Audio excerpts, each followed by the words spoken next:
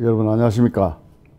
오늘은 우리 한반도 통일 전략 중에서 하이라이트라고 할 수 있는 이 참수작전에 대해서 중점적으로 말씀을 드리도록 하겠습니다. 이 참수작전을 영어로 얘기하면 본래 또 우리가 용어를 영어로 많이 쓰니까 decapitation strike라고 이렇게 표현을 하는데, 이 decapitate라는 얘기는 사지를 절단하는 것을 말합니다. 참수작전이라는 게 최근에 나온 개념인데, 정의를 말씀드리면은 적의 핵심 수뇌부를 암살하는 작전입니다. 한마디로. 법적 근거가 있냐? 있습니다. 국가 안보의 적이 해외에서 활동하는 경우에 대통령이 군대 파병하려고 그러면은 의회의 절차가 있어야 되고, 또 과정이 지루하고 굉장히 시간이 많이 걸리고, 이 작전이라는 게 또 적시성이 있기 때문에 제대로 안 하면 적이 또 다 숨어버리고 이런 수가 있고, 또 대비를 하고 이런 게 있기 때문에 신속성이 굉장히 강조가 됩니다. 그래서 대통령이 단독으로 지시해 가지고 특수부대를 해외에 바로 파병해서 작전을 수행하는 이런 법적 근거를 가지고 있습니다. 우리나라 경우에 지난 박근혜 대통령 때 미군들하고 이 아플랜 50-15이라는 것은 작전 계획 5015, 50은 미군들 이제 저건데 태평양 전구를 50이라 하고, 15는 그 작전 이제 종류에 따라서 붙인 번호입니다. 그래서 저거를 당시 13공수 특전여단에다가 임무를 줘가지고 참수부대 이래가지고 13 특수임무여단 이름을 그래 지어가지고 최정예 공수부대원들을 모집해서 여단을 만들었습니다.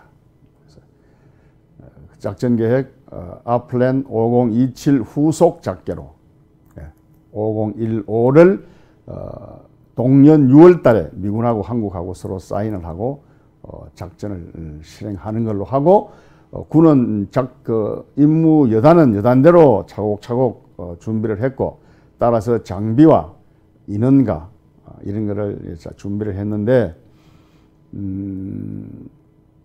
그 뒤에 바로 뒤에 또 얘기를 하겠습니다만, 문재인 정권이 들어서 가지고 이거를 이리저리 끌고 허지부지하고, 실제로 그냥 부대를 해체한 건 아니지만 그대로 두고 인원 충원을 안 하고 필요한 장비를 외국에서 도입을 했는데, 그거를 나중에 실제로 한빛부대라는 게 남수단은 여러분들 수단이 그 큰 나라가 두 개가 갈려가지고 남수단, 북수단으로 했는데, 우리가 남수단에 건설 공병단을 파견해놓고 있습니다. 지금도 있습니다. 이름이 한빛부대인데, 거리로 이 참수부대 작전용으로 도입한 장비를 그 부대로 보내버렸습니다.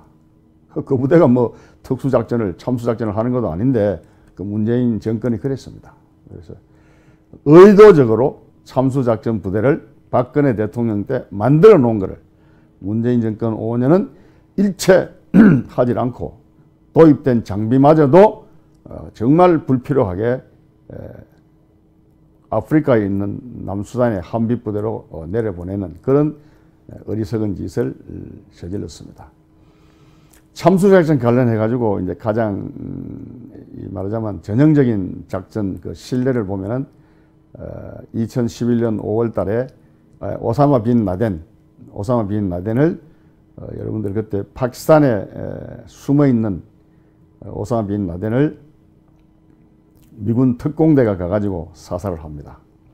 지금 우리가 참수작전 부대를 만들어 놓고, 또 지금은 장비를 어느 정도 갖추고 훈련도 알뜰히 하고 있고, 한미 간의 연합 참수작전 훈련을 그동안에 여러 번 했습니다. 여러분, 윤석열 정부 들어와가지고 작년, 올해 계속 했는데, 이거는 아마 신문지상을 통해서 여러분들이 많이 접하셨을 겁니다. 그 미군이 지금까지 한 그 참수작전 사례를 보면은, 오바마 대통령 때 가장 활발하게 했는데, 오바마 대통령은 근본적으로 미군을 해외에 파병하는 것을 많이 꺼렸습니다. 그러나 작전 소요가 생길 때마다 이른바 미군들이 얘기하는 밀리터리 부츠, 보병을 해당 지역에 파견해서 군대를 파견하는 게 아니라 이런 특수부대 작전하는 부대를 소규모를 보내가지고 그쪽에 테러 집단이라든지 미군이 필요로 하는 타겟을 하나하나 제거했는데, 오바마 대통령 8년 동안에 473번을 드론 작전 및 특수부대 작전을 사인을 했습니다. 그래가지고 약 한 100여 명의 민간인 피해가 있었고, 그건 피해가 없을 수가 없습니다. 전투원은 약 한 2,500여 명을 사살한 걸로 이렇게 지금 집계가 되어 있는데, 그 대표적인 걸 보면은 아까 말씀드린 오사마 빈 라덴을 비롯해서 최초로 우리가 2000년 10월 달에 자말 알 바위라는 미 해군 함정을 폭파했습니다. 이거를 끝까지 따라가 가지고, 이거 1990년대 폭발했는데 따라가서 이거를 이제 사살을 했고요. 후세인이나 까다피 같은 경우에도 사실은 후세인이 미국의, 제가 알기로 미국의 기축 통화에 도전을 해가지고 이라크가 원유를 팔고 돈을 유로 달러로 받았습니다. 근데 이제 그게 모든 거래가 달러로 이루어지게 되어 있는데, 저렇게 되면은 미국이 그냥 두질 않습니다. 까다피도 마찬가지고요. 이 사람들이 다 이 특수작전, 참수작전에 걸려가지고 다 이제 운명을 달리했다, 이렇게 보시면 되겠고요. 그 다음에 친이란 민병대 사령관, 카타이브 헤즈볼라, 이 사령관도 2014년 1월 달에 드론 작전으로 말하자면 이제 특수부대 작전을 해가지고 이제 사살된 거고요. 그 다음에 소말리아 국경, 소말리아 케냐 국경 근처에서도 알-샤바브 두목, 하산 아리드 후레를 2016년에 사살을 했습니다. 그 다음 빈 라덴 사위 2017년에, 빈 라덴은 2011년이죠. 그 다음에 이제 가끔 우리가 인용되는 이 카셈 슐레이마니, 이 사람은 이란 혁명 수비대 사령관입니다. 이 사람들은 2000년 1월 3일 날 테헤란 공항에서 바그다드 공항에 와가지고 차로 이동하는데 차가 공항을 빠져나가기 전에 15,000km 떨어진 워싱턴에 앉아가지고 드론으로 7명을 폭사시킨 그런 아주 유명한 전형적인 참수작전의 사례라고 할 수 있고요. 그 다음에 이제 모션 파크리자데는 지난번에 언제 말씀드린 것 같은데, 동년 11월에 이 사람이 이란 원자력의 아버지입니다. 병원에 정기검진 가는 사람을 노타리에 딱 설 때 LMG 50발을 쏴가지고 모션 파크리자데만 맞추고 옆에 탄 부인은 일체 손상이 없도록 한 아주 정교한 작전을 했습니다. 그리고 알카에다의 2인자 자와힐리도 최근에 2022년에 이 드론 작전으로 날려버린 이런 사례들이 있습니다.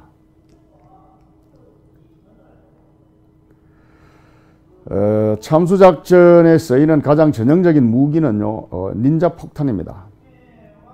최근에는 닌자 폭탄을 폭발시키지 않고 저거를 순전한 칼, 창의 형식으로 사용하는 이런 이제 전술이 개발되었는데, 이거는 이제 드론이 이 닌자 폭탄을 싣고 날아갑니다. 날아가는데 저기 영문으로 쓰여 있는데 좀 잘못 쓴 것 같아요.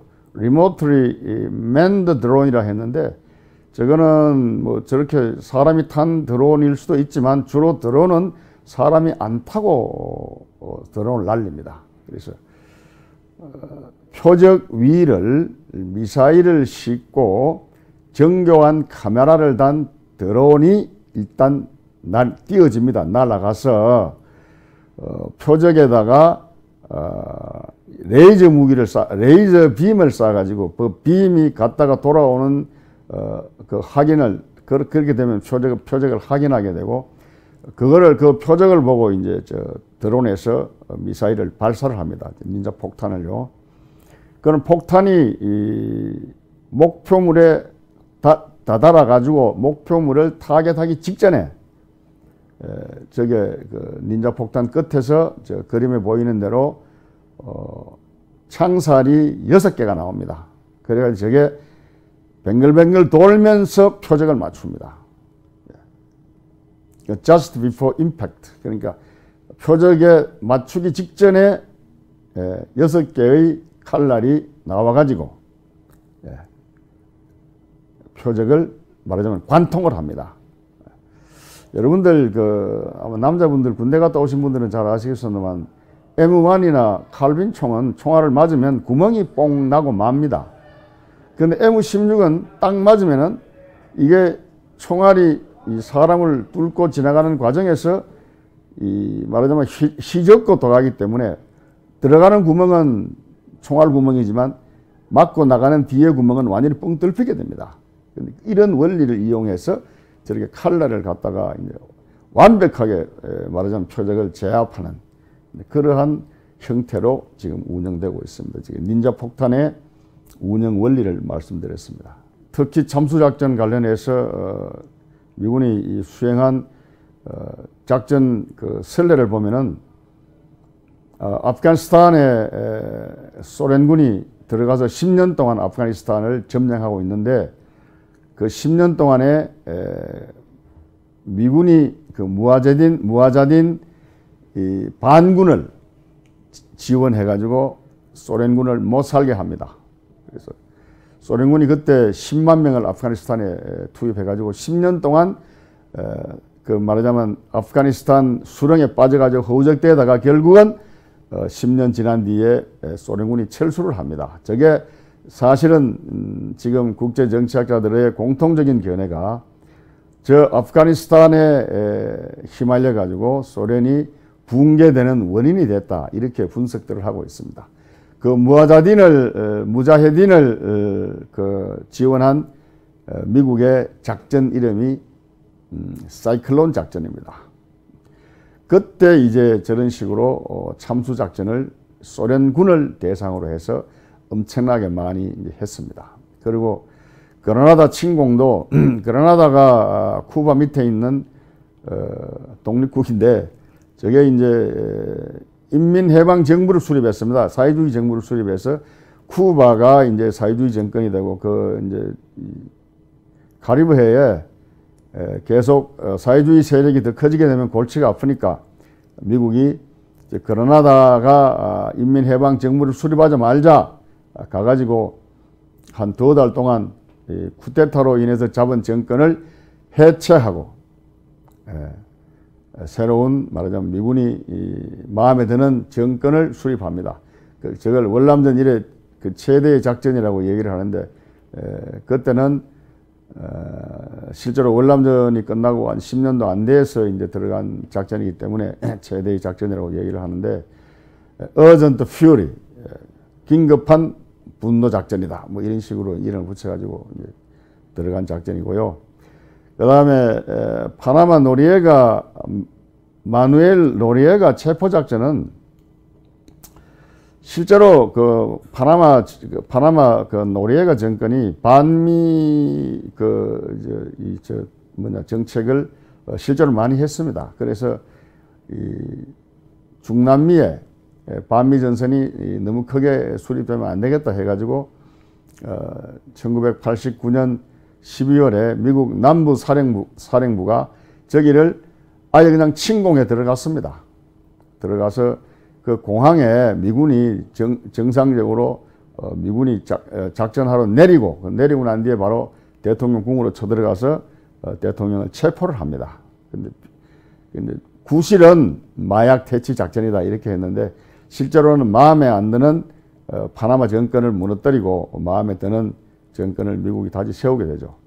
이거는 제가 개인적으로 인연이 있는 작전인데 제가 저 시간에 89년도에 미국 육군 정보센터에 근무를 할 때 한국군 장교 집 앞뜰에다가 거기에 전략통신사령관이 3스타고 정보센터장이 2스타인데 그 두 분 다 초청해서 장교 한 200여 명 정도 초청해가지고 이제 리셉션을 할 때입니다.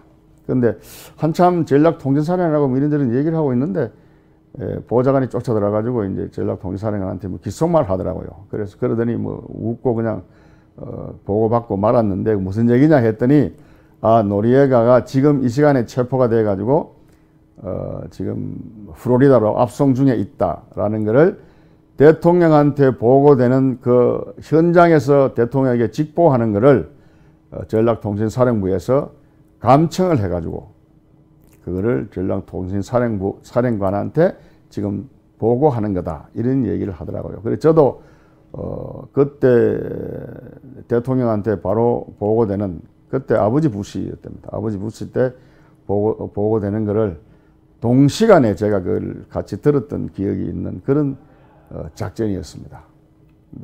그런 작전을 미국은 합니다. 그리고 이게 이제 오사마 빈 라덴을 말하자면 사살한 작전을 넵튠 스피어 오퍼레이션을 해가지고 아주 유명하게 이걸 자리매김시키고 있습니다. 이거는 이제 구체적으로 우리가 그러면 작전을 하면 어떻게 하느냐 하는 건데,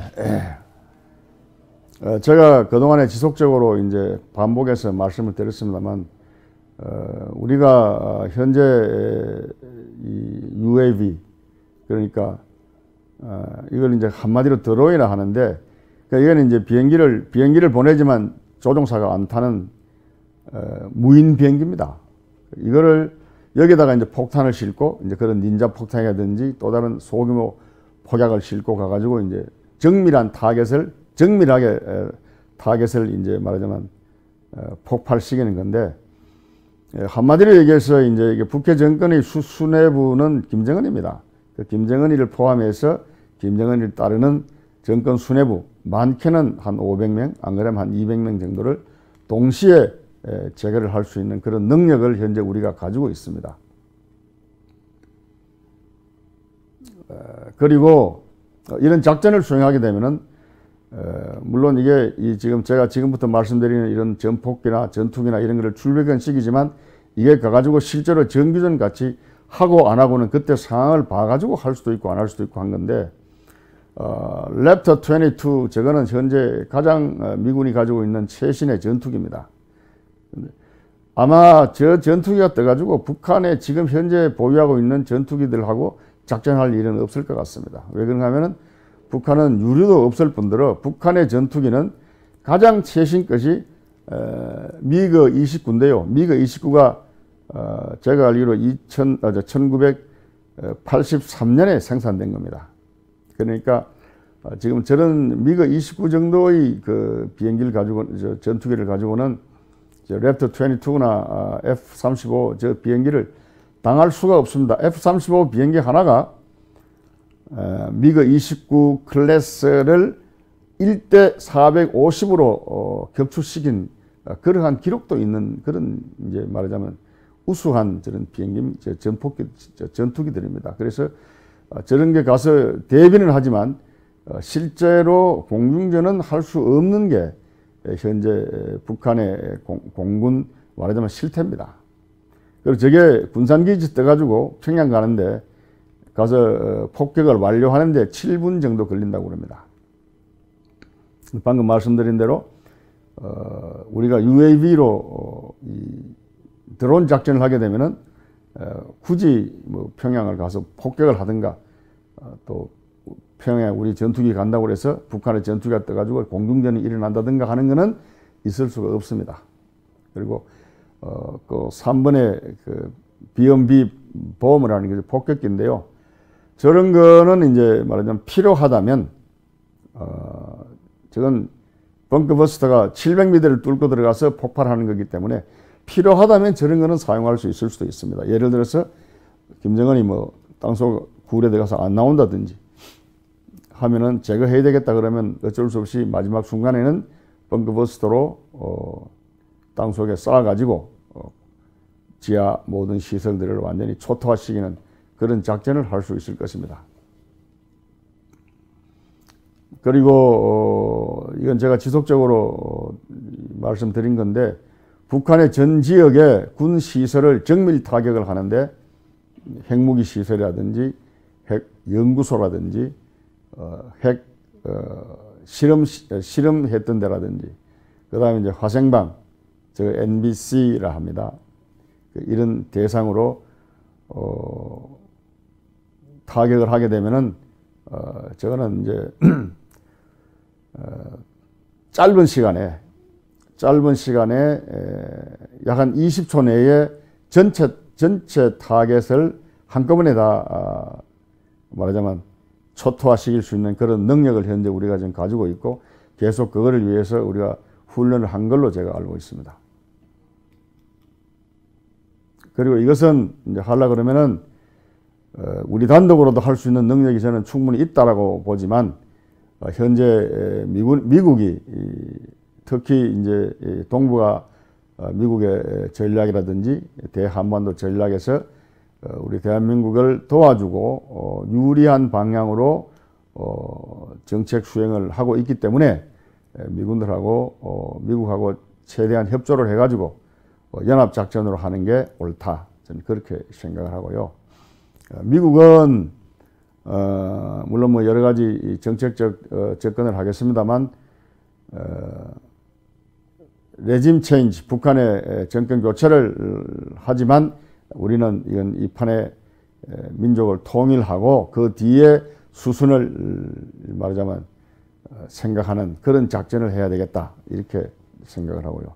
이게 문재인 정권이 잠수부대를 해체하고 도입 장비를 한빛부대로 보냈다는 것은 제가 아까 말씀드린 내용입니다.